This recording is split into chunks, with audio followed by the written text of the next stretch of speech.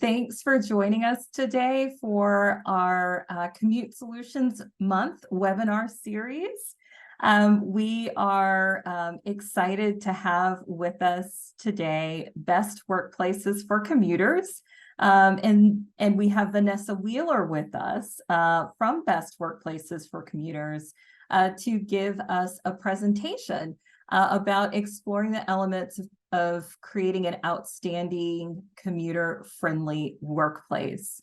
And so I want to give people just maybe another moment or two to pop in, and then we'll get going. While we do that, I'm going to maybe give you just a little bit of information about our guest speaker today. Vanessa Wheeler, who comes to us with a great deal of experience from the Center for Urban Transportation at the University of South Florida.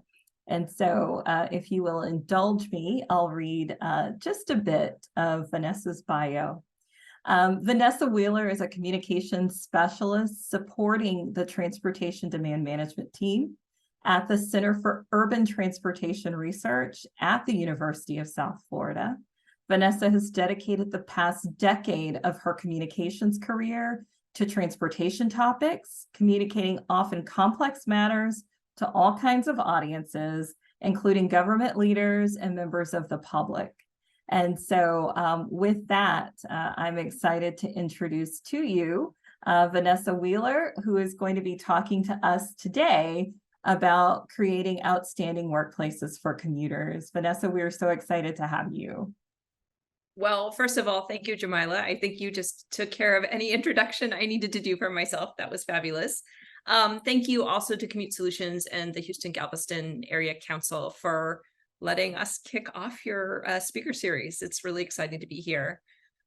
Give me just a moment and I will actually queue up my PowerPoint here, starting with sharing my screen.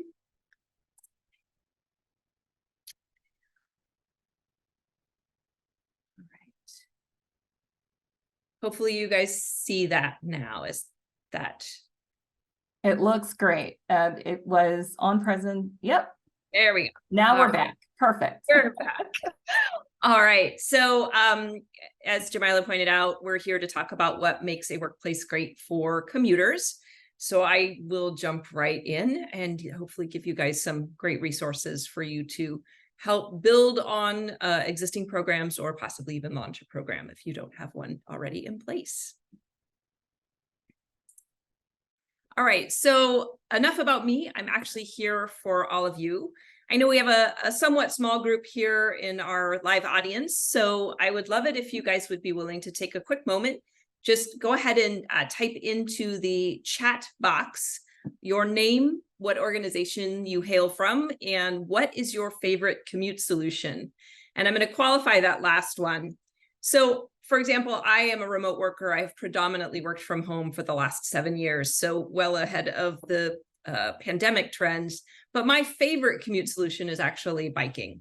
So even if you are at home, or maybe it's not a benefit you're able to take advantage of because of your location, proximity to your work, I'd still love to know what your favorite solution is. So please just take a minute, type in name, organization, and your favorite commute.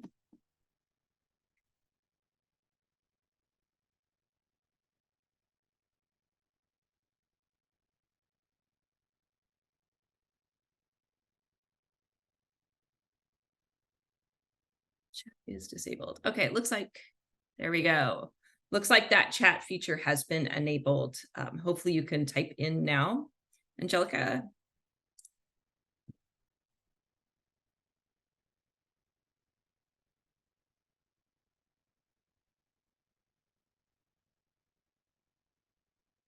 All right, you know what? There we go. I was going to say, why don't we go ahead and we'll just move that over to Q&A. It's a pretty similar interface. I have Q&A popped up now. So if you guys want to just type in that box instead, that's perfectly fine, since it sounds like webinar chat might not be up and running for participants. Thank you, Vanessa. Yeah, you bet.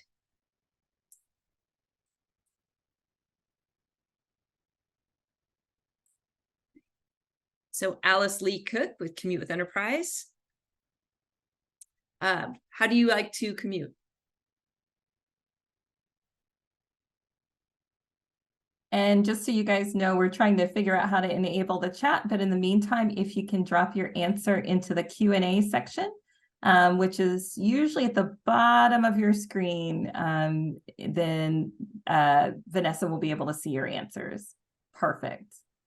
Awesome. Thank you, Natasha. Okay. Prefer driving. That is also a legitimate answer. All right. Anybody else want to participate before we move on? I'll give it another couple of seconds here. Sorry for the little tech hiccup in the beginning. All right. Oh, I see Maisha with Fort Bend Transit, one of our transit agencies. Hybrid schedule, fantastic. Public transportation. Driving, but definitely having, all right, like a nice little mix. All right, thank you, everybody. I just wanted to get a sense of who all is here. Really glad to have you. All right, so a little bit about best workplaces for commuters, just kind of a quick snapshot of our history. So Best Workplaces for Commuters was a program that was launched in 2002 by the EPA. And my understanding of kind of their perspective and what they were aiming to do was to create a commuter program that is much in line with like the Energy Star logo. Probably a number of you have seen that Energy Star icon on maybe an appliance or something that you're shopping for, that just denotes that it's an efficient model of equipment. Well, along the same lines, the EPA had envisioned Best Workplaces for Commuters to be an identifiable icon that you could place with pride on, say, your website or other branding to indicate that you are a workplace that values commuter transportation, supporting your employees, and in case of EPA, also making a point to have a greener approach to getting your employees to and from the workplace. So in 2007, a big shift happened. The program was assumed by the Center for Urban Transportation Research, also known as Cutter, at the University of South Florida, so where I hail from. And then in 2023, fast forward a few years later, in our current list year, and we did see a record-breaking number of members. We've also expanded into Canada in 2023. So very exciting. We're moving forward, and here to help promote that program with you. So for those of you who are not familiar with Best Workplaces for Commuters, it is actually a membership-based program. We have a number of resources and other perks for those who do join, in addition to, of course, that recognition, that equivalent of the Energy Star seal. So we work with employers predominantly, but we do also have a nice membership collection of those best sites. So these are employer sites where there might be multiple employers at a location, such as a mall or some sort of work campus. We work with universities and colleges, and we've actually recently started rolling out a branding so that colleges can have their own subcategory within that. And then, of course, we also have our best partners, which we'll talk about a bit down the line, since our hosts here are a partner, and we want to highlight that. But sort of in short, it's a membership program with a number of recognition resources, as well as some information and resources to give you other tips and information. So I don't know if that chat box is up and rolling, so why don't we just stick with Q&A one more time. How far do you have to commute from your home to your office? And I'll go ahead and qualify this one. As I mentioned, I am predominantly a remote worker, but I have to commute around 30 miles. So D would be my answer. If you want to take a second, I'm just kind of curious how far everybody is. And in preparing this, we usually do shorter distance segments, but I'd had a conversation with our fine hosts and realized that some of you may be commuting very, very far for the larger Houston area. So let us know how far you are. Okay, so we have 12 to 30 miles is the main answer so far, and more than 30. So far, nobody close to home from work. So lots of distance commuting out there. All right, thank you very much. All right, so you may be asking yourself, why as an employer should I offer a commuter benefits program? And of course, taking care of parking challenges, maybe you have some green initiatives that you want to make sure that you're meeting some benchmarks on. Maybe you just want to have, employee retention and satisfaction. And of course, there are also some tax perks. Those are the main ones, but there are actually a number of different benefits that come to a commuter just by hosting a robust commuter benefits program. So we'll talk a little bit more about some of those things, but those are the main decision makers usually for organizations to decide to roll out a program like that. All right, so a recent study from the Society of Human Resource Management, you may know them as SHRM, recently did a study where they assessed what it means for people to commute, especially as we're returning to the office post-pandemic. And one of the things that they discovered is that transition time from leaving the home to arriving in an office, and the reverse, leaving the office and returning home, is a crucial part of good mental health. It provides that buffer space so that a person can actually transition sort of their mindset and get ready for the workday, and likewise get ready to return home. Now, where is this tying into commuter benefits and what it means to offer great commuter benefits? So not all commutes are created equally. So the stressful behind the wheel, white knuckle grip, navigating, high stress traffic isn't going to be the same quality of buffer between work and home as, say, an opportunity to sit on a commuter rail and read your favorite book. So just coming into those possibilities as you think about commuter benefits and what might be great for your employees and the distances that they're commuting to your office, just know that not all commutes are equal. So just want to haul that out. So also, according to SHRM, about 50 million solo commutes are made each year. And the average distance that people commute requires about 26 minutes of commuting each way. So that's, an hour a day that people are spending in that commute time. So one of the things to think about is promoting ways for people to A, take advantage of their commuter benefits program, and B, how to make that time valuable and satisfying and work really well to, again, help with that buffer, that transition.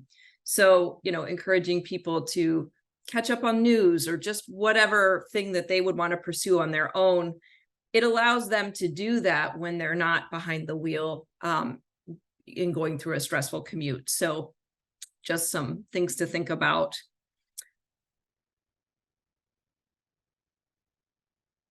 So I imagine that some of you at least are offering some benefits, or maybe you're offering a number of benefits and you're seeing that maybe engagement isn't what you want it to be.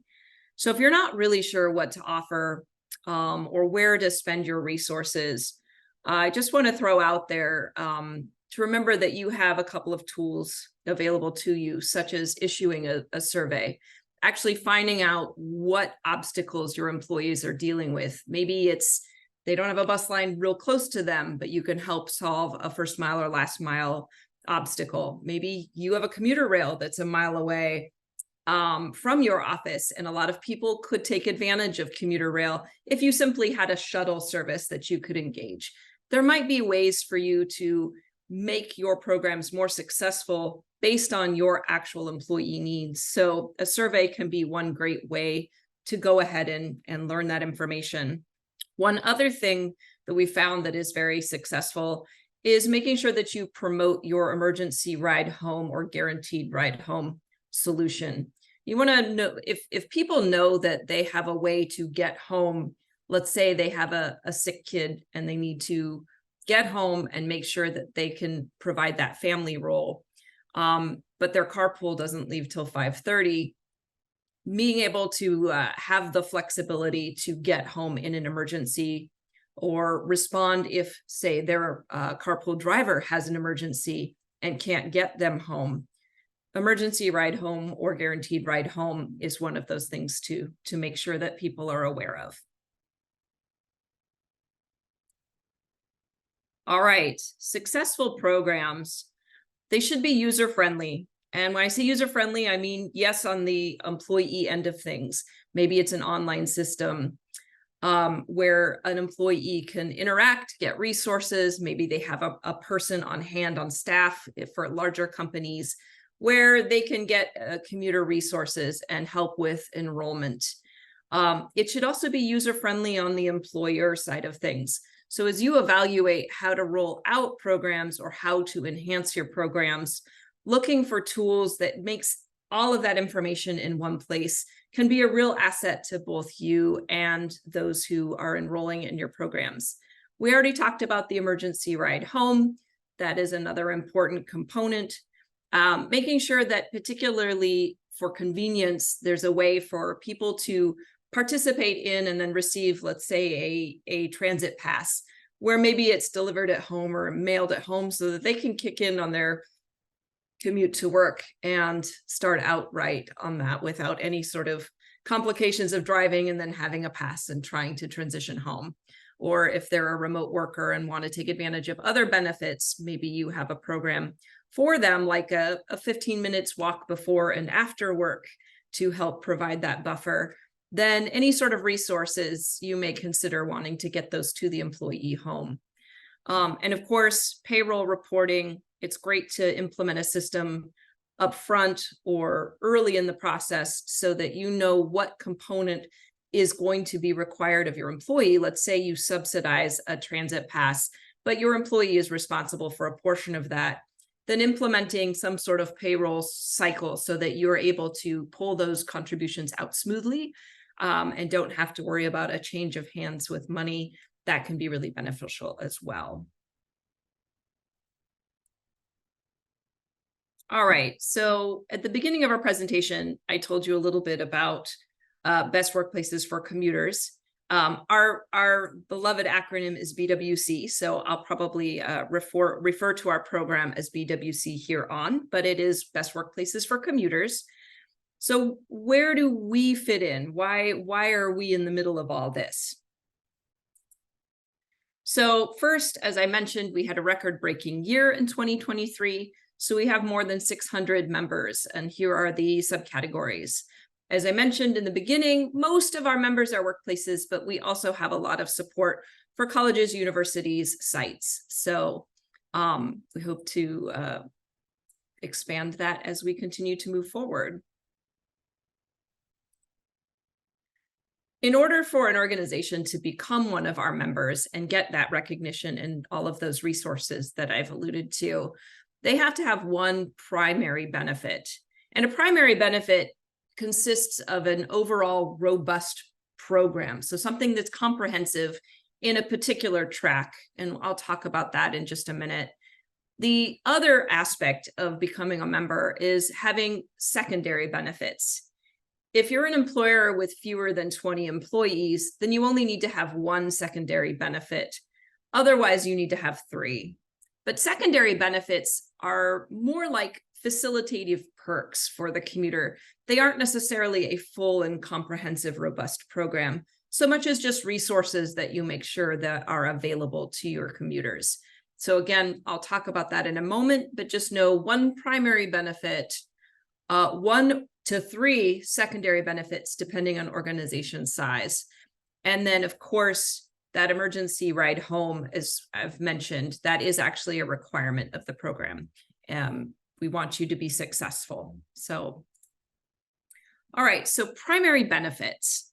As I mentioned, this is more of a comprehensive program. So maybe you have a big transit pass program, something that you are rolling out to your employees and you're giving them subsidized transit passes and schedules and maps and just making sure that the employee is prepared to take advantage of that.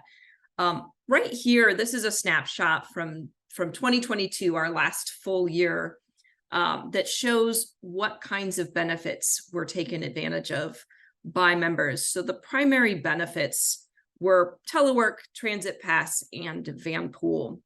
And just kind of an interesting thing to note, telework, which is the same as remote work or work from home, that was actually a primary benefit that has been featured pretty heavily for several years now. So that wasn't just a pandemic thing. That's actually something that employers have been consistently offering for a while now. We also have, as I mentioned, those supporting benefits. And supporting benefits, you could have a comprehensive program for biking, but one of the benefits would just be offering secure bicycle parking. Those supporting benefits, as I mentioned, are smaller components that might fit into a broader program, or multiple smaller benefits that actually might ultimately form a larger program. So secure bike parking, as well as on-site showers and lockers, all kind of fit together and could be qualifying you for a membership, while at the same time also helping a particular commute or subset of commuters. Same with ride matching and flex time, those kind of dovetail together. Healthy initiatives and on-site showers and lockers might dovetail if you're encouraging people to walk or ride their bikes for part of their work commute. So just things to think about. If you're curious about who we have as members, here's just a quick snapshot, including some that are in the kind of greater Houston area. As you can see, there are some big names, but we also have a lot of smaller organizations. We work with organizations of all sizes and geographically spread all across the country, again, as well as Canada most recently. So small and large, and not all commuter solutions fit all organizations. So our members have a broad spread of the different member benefits that they provide to their employees. So maybe telework isn't a good fit for a manufacturing organization. They might be doing something different that's appropriate for their business model or their geographic region. But yeah, here is a nice snapshot of some of our members.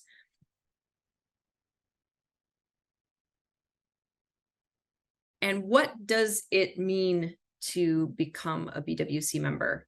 So I've mentioned a couple of times that in addition to that recognition, we have a number of different benefits that we provide our members.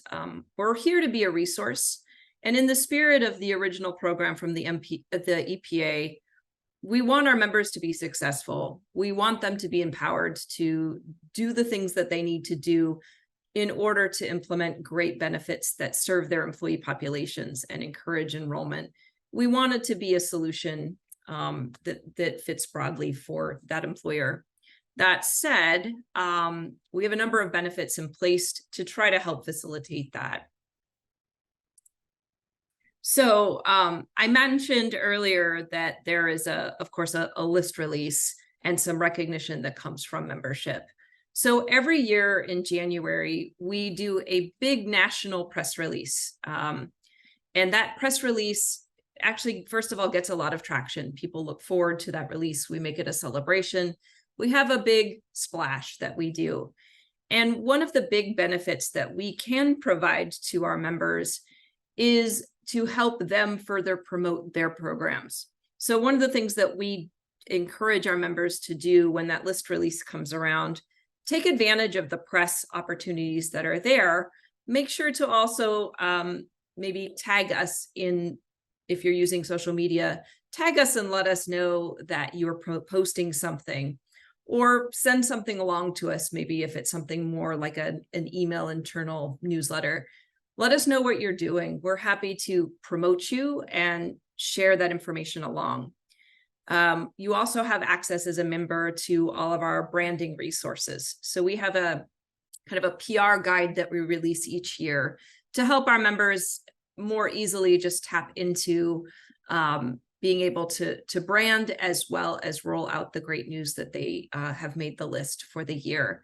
That includes some templates and press release forms and just other resources and information and tips that will help make that promotion easy. And of course, again, we will repost on your behalf. So we want to help you spread that great news. Professional development. I don't know how many of you are familiar with our Commuter Choice Certificate program, but that is a progressive credential program that TDM professionals can enroll in. And if they complete it in 2 years, they get a professional credential for going through a comprehensive training to just kind of learn all the broad spectrum of TDM as an industry. So it's a really neat program.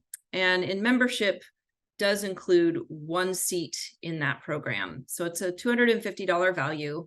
And that's negotiable along the way. If down the line you have a change in roles, you've been a member for a while, and somebody else on your team needs to take advantage of that, talk to us and let's see what we can work out there.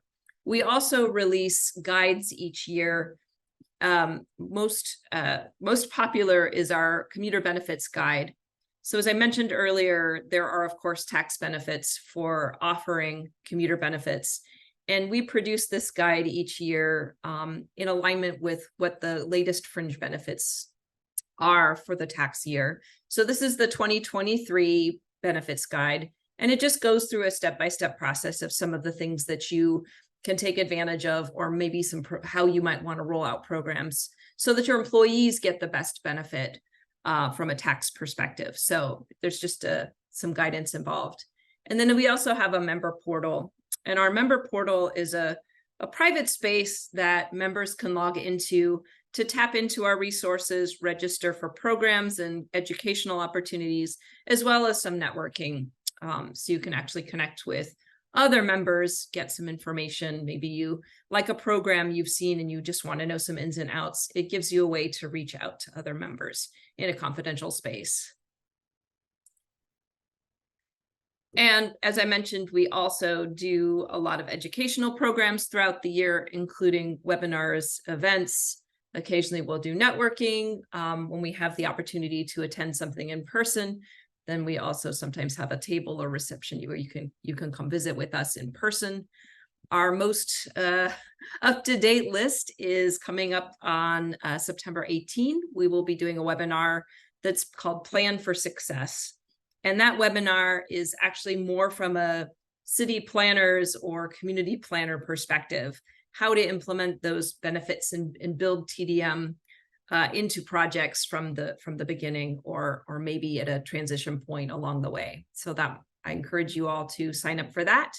The QR code on the screen, as well as the URL, will get you to our events page, which is regularly being updated. We're always offering new things throughout the year. So I encourage you to visit it often and check in on one of these programs, sign up, and then you can see what we're doing with our members. If you are interested in joining, and I hope you are, our application deadline, we have a little while yet, is November 30th of this year. And that'll be for the 2024 list release in January. One thing I'd like to emphasize is that our applications are very straightforward. It's not a heavy lift to complete an application. Unlike some of the other membership-based things, such as like the League of American Bicyclists, Bicycle-Friendly Business, for example, has a very comprehensive, meaty application. We collect a lot of information, but we have it all in one central place, and we've done what we can to make it easy. So we hope that you'll check that out. Our membership dues, we have a number of other categories in addition to this, but these are the ones that I thought might fit best for this audience. So again, like a work site, a best site, or university. So this is any sort of employer-based organization. So it's $275 per year, or $500 if you want to bundle. Same with, work sites and other combinations in a larger metro area.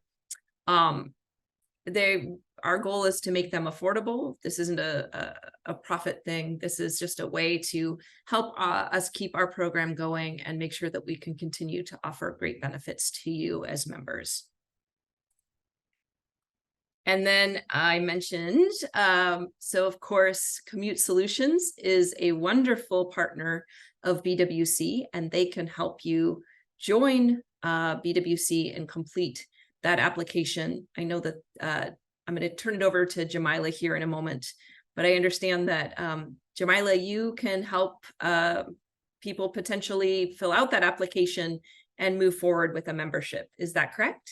That is correct. So for any organization or workplace that's here in the 8-county area, the Commute Solutions program, free of charge, will work with you to do a number of things. One is if you're happy with the program you have and you just want to make sure that you're part of Best Workplaces, we can work with you to submit the application, and we're even covering fees for up to 10 organizations this year. And so we want to work with you on that. Or if, you're looking for, maybe just a review of what you're offering to see if there's something more you can do, or if there's a way we can help you do more, we can do that as well. So we've worked with a couple of employers, for instance, to bring in a consultant free of charge to help them beef up their telework program or start a telework program. And so now those employers would have that primary benefit that they would need to apply for Best Workplaces. So we are here to help, and I can, when we get to Q&A, if we want to talk a little bit more about that, or if you have a specific question, I'm happy to answer it. Fantastic, thank you. And on to that, I will go ahead and turn it back to Jamila, because we do have an exciting thing for those of you who have been on this webinar throughout. So anybody who is present now has an opportunity to become a member free of charge. Obviously, you still have to complete an application, which it sounds like Jamila can help you with that. But we would be covering those fees. So it would be an opportunity to join and try out a membership without any cost. Yes. All right. Okay. So let me go ahead, and I've got a wheel I am spinning online. I've entered everyone's names. Oh, okay. And so the name that popped up is Natasha Wright. And so Natasha, I'm going to unmute you if that's okay. Or I'm going to allow you to talk. And if you want to unmute yourself and just tell us a little bit about your organization and what brought you here today, you have a chance to be a member for free. Okay, well, thank you. Can you hear me? Yes. Okay, and then I apologize for the background noise. I'm on my lunch break in the grocery store. But I work for CHI St. Luke's, and we offer our employees free parking, well, free transportation through Metro services in Houston, as well as free parking at one of the TMC lots, and they can take a shuttle or the Metro rail in. We service about 2,000 employees within the Texas Medical Center. Awesome. And I've been doing this program for about 3 years with the organization. That's wonderful. And I joined the call because I got the email. I got the email in my inbox. So yeah. Well, congratulations. And so we'll follow up with you to make sure that we can work with you to submit the application, and we'll, and then your fee will be covered. And it sounds like you've got a great program. And so hopefully then you can become a member and get all of those wonderful benefits that Vanessa was talking about. Thank you, Natasha. Oh, thank you so much. I'll never win anything. Thank you. Today's your day. Yes, and looking forward to working with you, Natasha, and nice to meet you in the grocery store. Yeah, in the grocery store, yeah. No, that is fabulous. Thanks for joining despite that obstacle. All right, so thank you so much, Jamila, for doing that drawing. I love that you found an online wheel. That is fantastic. All right, so just a quick closing opportunity. I want to make sure that we address any questions you all have. It's such a small group. I don't know if we want to open it up as more of a discussion or if we want to keep it in the chat zone. I'm going to leave that up to our lovely hosts, but let's address any questions all of you have. And I did unmute, or I did allow everyone to talk. And so if you want to unmute yourself, if you have a question, then we can go that route.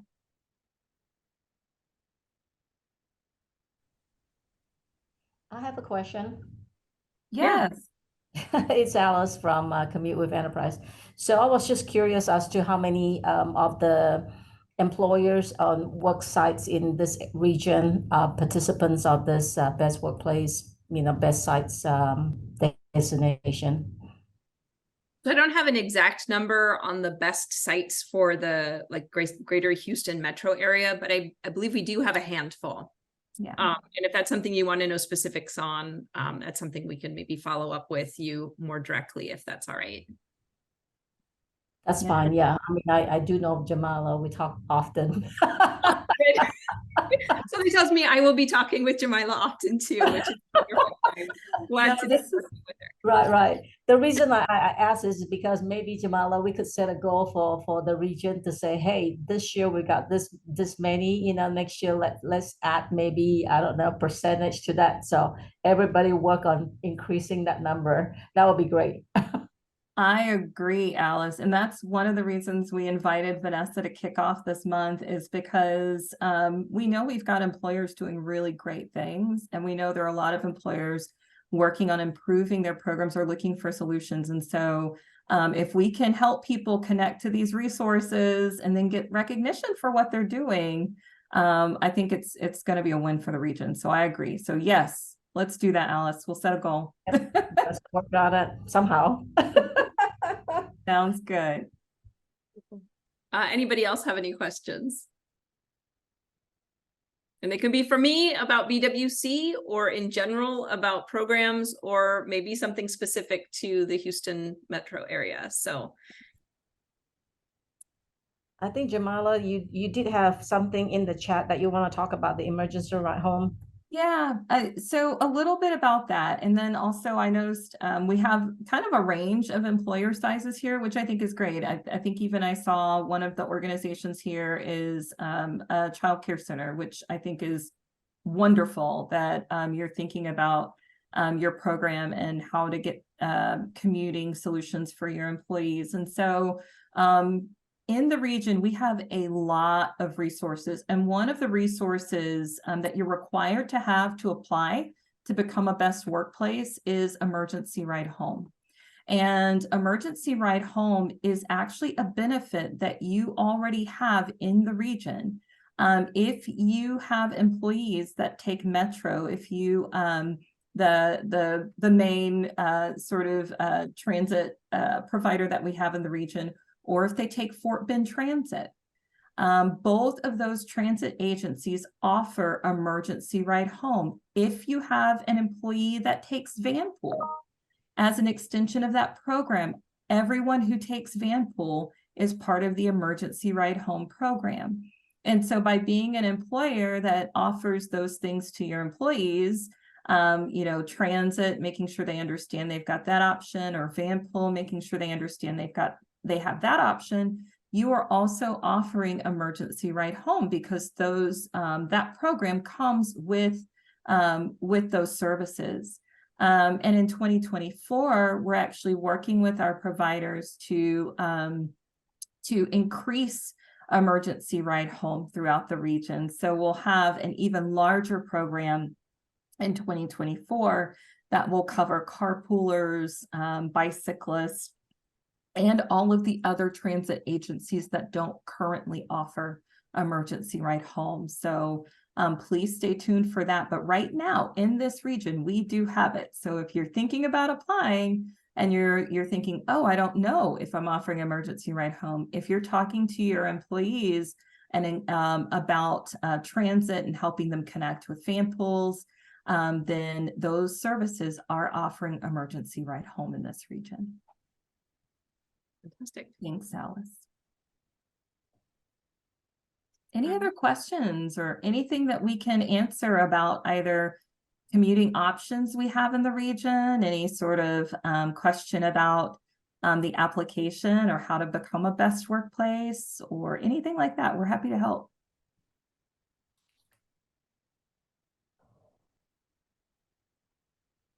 Okay. I'm not seeing any hands, Vanessa. I think you just answered every single thing that people wanted to know. And so we appreciate you for being here. Thank you so much for kicking this off. We will have the recording. And so for those of you that might want to share this with others, we'll make sure we get that link out once it's uploaded so that you can share with others, and we'll do the same. And I hope everyone has a wonderful rest of the week. We appreciate